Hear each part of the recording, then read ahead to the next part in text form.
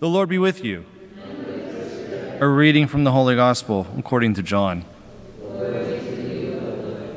Reclining at table with his disciples, Jesus was deeply troubled and testified, "Amen, amen, I say to you, one of you will betray me."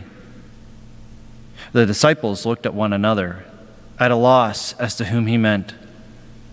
One of the disciples, the one whom Jesus loved, was reclining at Jesus' side. So Simon Peter nodded to him to find out who he meant. He leaned back against Jesus' chest and said to him, "Master, who is it?" Jesus answered, "It is the one to whom I hand the morsel after I have dipped it." So he dipped the morsel and took it and handed it to Judas, son of Simon the Iscariot. After Judas took the morsel, Satan entered him. So Jesus said to him, "What you are going to do, do quickly." Now none of those reclining at table realized why he had said this to him. Some thought that since Judas kept the money bag, Jesus had told him, "Buy what we need for the feast, or to give something to the poor." So Judas took the morsel and left at once, and it was night. When he had left, Jesus said, "Now is the Son of Man glorified, and God is glorified in him. If God is glorified in him, God will also glorify him in himself, and he will glorify him at once. My children, I will be with you only a little while longer. You will look for me, and as I told the Jews, where I go, you cannot come. So now I say it to you." Simon Peter said to him, "Master, where are you going?" Jesus answered him, "Where I am going, you cannot follow me now, though you will follow later." Peter said to him, "Master, why can I not follow you now? I will lay down my life for you."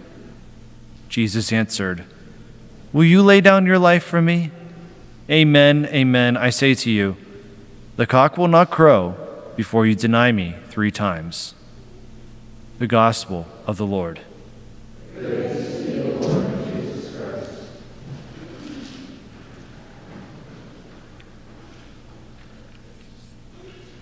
I read something this morning that said, Christianity is about love. It's about God's love for us.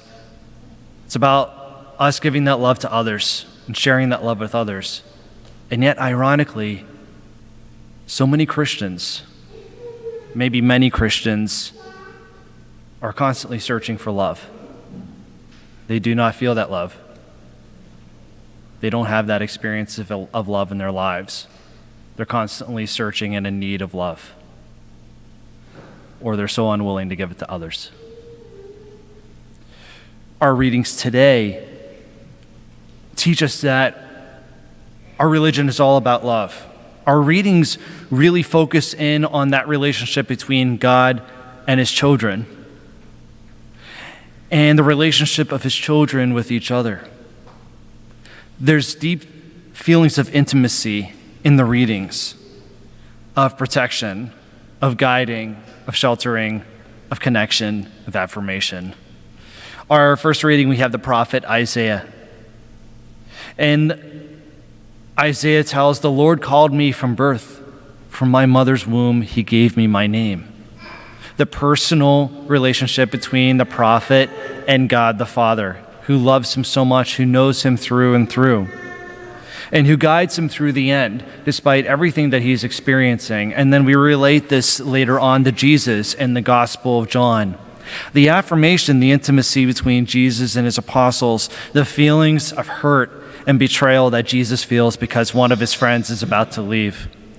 Peter himself leans his face on Jesus' chest in affirmation, through connection, intimacy, through love, Jesus and his apostles. And he guides them and speaks to him tenderly as Jesus is dealing with his own pain and torment of what's about to come. And he needs his friends, and yet they're all going to leave. And Jesus knows that clearly, especially when he tells Peter you will deny me 3 times.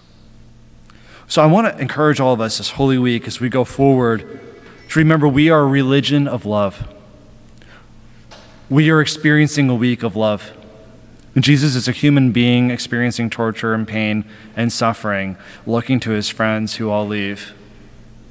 As a God who wants to be in deep relationship with us and intimacy, a God who gives that to us, that we don't have to search. We just simply are ourselves. We're here, and he gives it to us. Let's remind ourselves to be Christians of that love, to not go with the norm, as we said earlier with so many Christians who are looking for love, but let's be that Christian who has and knows love, and being willing to share it with those right next to us in every way, shape, and form.